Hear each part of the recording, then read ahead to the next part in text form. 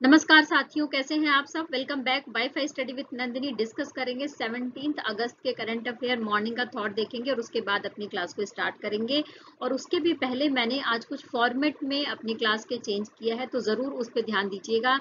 और अगर मेरी कोशिश पसंद आती है तो ज़रूर कमेंट बॉक्स में कमेंट करके बताइए कि क्या ये तरीका सही है, आपको अच्छे से समझ में आ रहा है।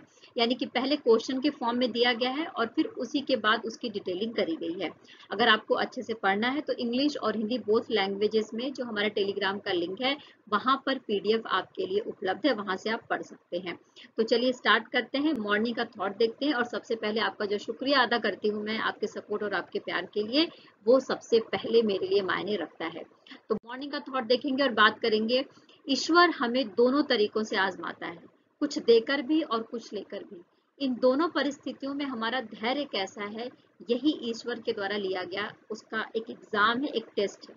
अगर हम इसमें पास हो जाते हैं तो ईश्वर की जो कृपा है वो हमेशा हमारे ऊपर बनी रहती है। तो इसीलिए परिस्थितियां कुछ भी हो, आपकी जिंदगी से कुछ चला जाए या आपकी जिंदगी में कुछ वापस आ जाए या कुछ नई चीज हो जाए, तो उसको हमेशा दोनों तरीकों से एक्सेप्ट करिए। न्यूट्रल भी नहीं रहना है और बहुत ज्यादा एक्साइटेड भी नहीं रहना है। यानी एक मध्यम मार्ग को अपनाना है और उसको अपने जीवन में सही तरीके से एब्जॉर्ब करने की, अपनाने की कोशिश करनी है और एक सही दिशा में अपने आप को मोटिवेट करते रहना है। तो चलिए स्टार्ट करते हैं इसी विचारधारा के साथ में आज की अपनी क्लास को। पहली जो हम बात कर रहे हैं कि इंडोनेशिया का फ्रीडम डे मनाया जाता है, स्वतंत्रता दिवस मनाया जाता है हर साल 17 अगस्त को। इंडोनेशिया के बारे में बात करें तो इसकी जो राजधानी है आपको क्या मिलेगी, जकार्ता देखने को मिलेगी। और इसके बाद यहाँ का जो रुपए है वो इंडोनेशिया रुपए है। यहाँ पे राष्ट्रपति कौन है, तो जोको विडोडो यहाँ के राष्ट्रपति हैं।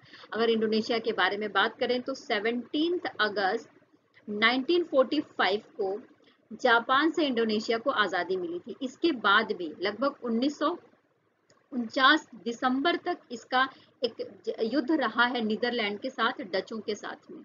और लगभग लंबे युद्ध के बाद दिसंबर 1949 में जाकर इसको पूरी तरीके से आज़ादी मिल जाती है। लेकिन ऑफिशियली इंडोनेशिया जब जापान से आज़ाद होता है 17 अगस्त 1945 को, तभी ये अपना क्या मनाता है, अपना स्वतंत्रता दिवस मनाता है। क्लियर। जैसा कि मैंने आपको बता दिया कि हमने फॉर्मेट में दिया हुआ है, इंग्लिश और हिंदी बोथ लैंग्वेजेस में है, उसको आप पढ़ सकते हैं। इंडोनेशिया का राष्ट्रीय खेल क्या है, बैडमिंटन है। क्लियर। और नेक्स्ट बात करते हैं इंडोनेशिया के बारे में। एक और चर्चा है जो कर लेनी चाहिए हमें कि पूरी दुनिया का चौथे नंबर का सबसे ज्यादा आबादी वाला देश है इंडोनेशिया। क्लियर। देखो यहाँ पर भारतीय जीवन बीमा निगम के बारे में बात कर रहे हैं, एलआईसी के बारे में बात करते हुए इसकी मैनेजिंग डायरेक्टर के रूप में नियुक्त किया गया है आर दौरेस्वामी को। इनका कार्यकाल सितंबर 2023 से स्टार्ट हो जाएगा और 31 अगस्त 2026 तक चलने वाला है।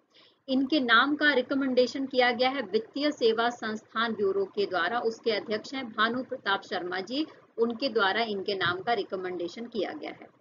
अगर हम भारतीय जीवन बीमा निगम के बारे में बात करें तो अभी जो फाइनेंशियल ईयर चल रहा है 2023 और 24 का जो बजट अभी आया था, उसमें इसकी टोटल जो इसकी जो वैल्यू थी वो बताई गई है 45.7 ट्रिलियन। 45.7 ट्रिलियन। तो आप देख सकते हैं कि इसकी जो वैल्यू है वो कितनी ज्यादा है। सार्वजनिक क्षेत्र की एक कंपनी है, इसमें इन्वेस्टमेंट भी बहुत ज्यादा किया जा रहा है, भारत सरकार के तहत ये काम करती है। इसका जो पूरी तरीके से एडमिनिस्ट्रेशन डिपार्टमेंट है वो पूरी तरीके से आता है हमारे फाइनेंस मिनिस्ट्री के अंतर्गत। क्लियर। यहाँ पर हमने सारी बात कर ली। देखो एलआईसी की स्थापना के बारे में बात कर लेते हैं। तो 1 सितंबर 1956 को इसकी स्थापना कर दी जाती है, जब भारतीय संसद के द्वारा जो बीमा सेक्टर है उसका राष्ट्रीयकरण कर दिया जाता है उसके बाद। तो ये थोड़ी सी जानकारी है जो हमें पता होना चाहिए। और इसके बाद ये भी पता होना चाहिए कि इसका मुख्यालय आपको मुंबई में देखने को मिल जाएगा। क्लियर। ये जो न्यूज है वो पाकिस्तान से रिलेटेड न्यूज है। कुछ दिन पहले ही पाकिस्तान की न्यूज कवर करते हुए मैंने आपको बताया था कि वहां के प्रधानमंत्री ने राष्ट्रपति से गुजारिश की है कि उसकी जो सरकार है उसको भंग कर दिया जाए। तो इस तरीके से सरकार के कार्यकाल में अभी 3 दिन बचा था, उसके पहले ही वहां के राष्ट्रपति आरिफ अलवी के द्वारा सरकार को भंग कर दिया गया।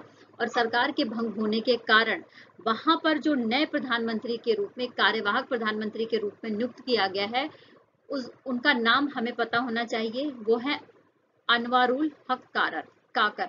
अनवारुल हक काकर सबसे पहले तो हमें ये पता होना चाहिए कि ये सबसे कम उम्र के अंतरिम प्रधानमंत्री के रूप में कार्यभार संभालेंगे और ये शपथ ग्रहण इनका हो चुका है वहां के राष्ट्रपति आरिफ अलवी के द्वारा। क्लियर? हमने यहाँ पे सारी बात कर ली अनवारुल हक काकर के बारे में। देखिए कल की न्यूज में भी मैंने ये बात बताई थी कि जब भारत अपना इंडिपेंडेंस डे मनाता है और जब भारत अपना रिपब्लिक डे मनाता है तो उस समय हमारे देश के जो सेना है, जो पुलिस बल है, उनको सम्मानित करने के लिए, उनके वीरता को प्रोत्साहित करने के लिए मेडल प्रदान किए जाते हैं। तो कुछ गैलेंट्री अवार्ड्स हैं जो दिए गए हैं हमारे देश की राष्ट्रपति द्रौपदी मुर्मू जी के द्वारा। इनकी संख्या एग्जाम में पूछी जाती है, जरूर याद रख लेना। 76 गैलेंट्री अवार्ड्स दिए गए हैं, जिसमें से 4 क्या है, कीर्ति चक्र है, ठीक है, और 11 कौन से हैं, तो शौर्य चक्र हैं, और लगभग 52 जो सेना मेडल है वो दिया गया है। क्लियर? यहाँ पर सारी डिटेलिंग है जिसको आप देख सकते हैं, पढ़ सकते हैं। ओके, देखो स्क्रीन पर आप एक रिवॉल्वर देख रहे हैं, ठीक है। ये रिवॉल्वर पूरी तरीके से भारत में निर्माण किया गया है इसका, और ये लगभग 32 बोर का है। 50 मीटर की रेंज में ये सटीक निशाना साध सकता है, और इसके साथ साथ ये बिल्कुल हल्का है। तो ये इसकी कुछ क्वालिटी है। इसका नाम रखा गया है प्रबल। क्या नाम रखा गया है? प्रबल। और इसको 18 अगस्त को लॉन्च कर दिया जाएगा, है ना। 18 अगस्त को लॉन्च कर दिया जाएगा। जो वेपन एडवांस लिमिटेड कंपनी है उत्तर प्रदेश के कानपुर के आर्मर में, उसके द्वारा इस रिवॉल्वर को बनाया गया है। पूरी तरीके से भारत में ही बनाया गया है, तो इसकी आप इम्पोर्टेंस को समझ सकते हैं। Advance weapons and equipments India limited, जिसका मुख्यालय कानपुर में, उत्तर प्रदेश में, जैसा कि मैंने आपसे बात कर ली। और अगर इस कंपनी के बारे में बात करें तो इसकी स्थापना 2021 में करी गई थी। स्पेशली भारत में जो राइफल है, बंदूकें हैं, गोला बारूद है, उनको बनाने के लिए इसकी स्थापना करी गई थी 2021 में। क्लियर? देखो यहाँ पर बात करेंगे आईबीएफ के बारे में। आईबीएफ का फुल फॉर्म पहले समझ लेते हैं क्या होता है। तो I for in, V for vitro और F फॉर फर्टिलाइजेशन, ठीक है, फर्टिलाइजेशन। ओके, तो आईवीएफ के लिए फ्री आईवीएफ की सुविधा देने वाला भारत का पहला राज्य बन गया है गोवा। इसको जरूर याद रख लेना कि जो पहली बार काम होता है वो एग्जाम में जरूर पूछा जाता है। तो गोवा का नाम याद रख लेंगे। गोवा के मुख्यमंत्री कौन है? तो प्रमोद सावंत जी हैं, जिन्होंने गोवा मेडिकल कॉलेज में ये फैसिलिटी स्टार्ट करी है। और साथ में ही कब स्टार्ट करी है? 14 अगस्त को स्टार्ट करी गई है, यानी स्वतंत्रता से पहले स्टार्ट करी गई है। और जैसे ही ये फैसिलिटी स्टार्ट करी गई, 100 पेरेंट्स ने रजिस्ट्रेशन भी करा लिया है इस अस्पताल से आईवीएफ की जो सुविधा है उसको लेने के लिए। आईवीएफ का फुल फॉर्म क्या होता है? तो इन विट्रो फर्टिलाइजेशन। क्लियर? यहाँ पर एक रिपोर्ट की चर्चा करेंगे। रिपोर्ट किस संस्था के द्वारा दी गई है? तो Ernst and young. Ernst and young की कॉल टू एक्शन रिपोर्ट में ये बोला गया है कि ये जो व्यवसाय है, आईवीएफ से रिलेटेड जो व्यवसाय है, वो भारत में हर साल बढ़ रहा है और 15 to 20% की ग्रोथ से आगे बढ़ रहा है। और साथ में ये भी बताया गया कि भारत में लगभग 15% ऐसे जो दंपत्ति हैं जिनको इनफर्टिलिटी की प्रॉब्लम है। तो इस इनफर्टिलिटी की प्रॉब्लम से जूझ रहे जो लोग हैं, उनके लिए ही गोवा की सरकार ने इस तरीके की फैसिलिटी प्रोवाइड करवाई है। क्लियर? देखिए यहाँ पर आईवीएफ का जो प्रोसेस है वो थोड़ा समझने की कोशिश करते हैं। आईवीएफ के प्रोसेस में एग और स्पर्म दोनों की मिक्सिंग करी जाती है। उसके बाद उसका फर्टिलाइजेशन करवाया जाता है, और जब ये फर्टिलाइजेशन की जो प्रक्रिया है वो कंप्लीट हो जाती है तो उसके बाद मदर के यूट्रस में उसको ट्रांसफर कर दिया जाता है, और उसके बाद मदर के यूट्रस में ही उस बच्चे की ग्रोथ होती है। तो ये पूरी प्रोसेस है आईवीएफ की प्रक्रिया की। क्लियर? देखो यहाँ पर अभी जो फाइनेंशियल ईयर स्टार्ट हुआ है 23 और 24 का, इसके लिए डाइचे बैंक के अर्थशास्त्री हैं जिनका नाम है कौशिक दास जी।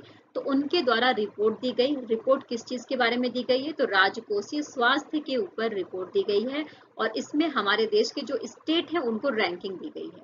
तो सबसे फर्स्ट नंबर पे आया है फिक्सल हेल्थ के मामले में महाराष्ट्र। महाराष्ट्र फर्स्ट नंबर पे आया है। महाराष्ट्र के बाद आता है छत्तीसगढ़। छत्तीसगढ़ के बाद आया है उड़ीसा, ठीक है। उड़ीसा के बाद आया है तेलंगाना। तेलंगाना के बाद आया है झारखंड। ठीक है। और सबसे खराब पोजीशन किसकी है, यानी कि सबसे राजकोषीय स्वास्थ्य के मामले में सबसे ज्यादा खराब स्थिति जिस स्टेट की है वो कौन सा स्टेट है, तो वो है पश्चिम बंगाल, यानी कि वेस्ट बंगाल की स्थिति सबसे ज्यादा खराब है। उसके बाद पंजाब आता है, पीपीबी, फिर बिहार आता है। ठीक है, बिहार के बाद आपको सबसे लास्ट में केरला देखने को मिल जाएगा, फिर यूपी है। इस तरीके से आप देख सकते हैं, ये सारी रैंकिंग दी गई है, ये सारी बातें लिखी गई हैं, यहाँ पर आप पढ़ सकते हैं, देख सकते हैं। क्लियर। और नेक्स्ट बात करते हैं नमो 108 के बारे में। नमो 108 क्या है, तो सबसे पहले देखो, नमो 108 लोटस की यानी कमल की एक प्रजाति है। इसकी खूबसूरती इस बात पर है कि इसमें जो पंखुड़ियां आपको दिख रही है ना, ये पूरी पंखुड़ियों की संख्या 108 है, और इसी के नाम पर इसका नाम रख दिया गया है नमो 108।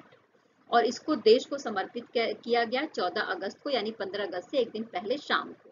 किसके द्वारा, तो CSIR और NBRI के द्वारा। क्लियर। अच्छा, ये कौन सी संस्था है, कहां पर इसको जो है देश को समर्पित किया गया, तो लखनऊ में एक प्रोग्राम चल रहा है, 1 वीक के लिए चल रहा है। इसका नाम है 1 week 1 lab program. 1 week 1 lab program, इसी प्रोग्राम के तहत इसको देश को समर्पित किया गया है, जिसका नाम है नमो 108। क्लियर। आइए बात करते हैं इसरो के बारे में। आदित्य L1 एक मिशन चलाया जाएगा सूर्य के लिए इसरो की तरफ से, और आदित्य L1 की लॉन्चिंग कर दी जाएगी सितंबर के फर्स्ट वीक में। ठीक है। अच्छा, अब इसके बारे में बात करते हुए, यानी कि आदित्य L1 के बारे में बात करते हुए हमें ये पता होना चाहिए कि सूर्य का जो ऊपरी वायुमंडल है उसके अध्ययन के लिए इसको स्थापित किया जाएगा पृथ्वी से 15 लाख किलोमीटर की दूरी पर हॉलो ऑर्बिट में। कहां पर, हॉलो ऑर्बिट में इसको स्थापित किया जाएगा, पृथ्वी से 15 लाख किलोमीटर दूर। ओके। अच्छा, इसको कहां पर बनाया गया है, तो इसको यू आर राव जो सैटेलाइट सेंटर है वहां पर इसका निर्माण किया गया है, और श्रीहरिकोटा से इसको लॉन्च किया जाएगा। क्लियर, हमने बात समझ ली। और साथ में ही जो सूर्य का वायुमंडल है उसका अध्ययन करने के साथ साथ ये क्रोमोस्फेरिक और कोरोनल हिंटिंग और आयनिक प्लाज्मा का भी अध्ययन करेगा। Aditya L1 first. क्लियर। देखिए स्क्रीन पर जिसे आप देख रहे हैं, ये है मोहम्मद हबीब, भारत की फुटबॉल टीम के कैप्टन रहे हैं, और भारत के लिए 35 इंटरनेशनल मैच इनके द्वारा खेले गए और 11 गोल इनके द्वारा किए गए। इन्होंने अपने फुटबॉल मैच का जो डेब्यू है वो किया था मार्डेका कप से, जो कुआलालंपुर में खेला गया था और थाईलैंड के खिलाफ खेला गया था 1967 में। 1965 से लेकर 1975 तक इन्होंने भारत की फुटबॉल टीम की कप्तानी संभाली थी।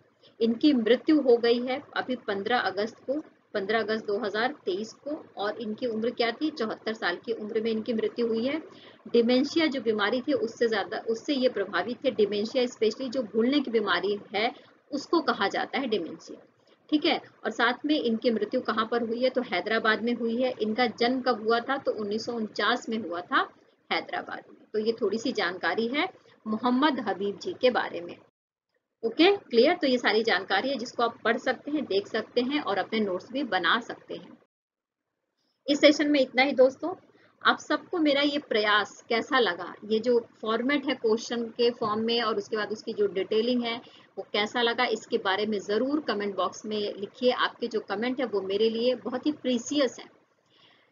इसी के साथ अपना सेशन यहीं पर खत्म करते हैं। फिर कल मिलेंगे नए विचारों के साथ, नए न्यूज के साथ में और नए एनर्जी के साथ में। तब तक खूब खुश रहिए, खूब पॉजिटिव रहिए और जीवन में आगे बढ़ते रहिए। Take care, bye bye.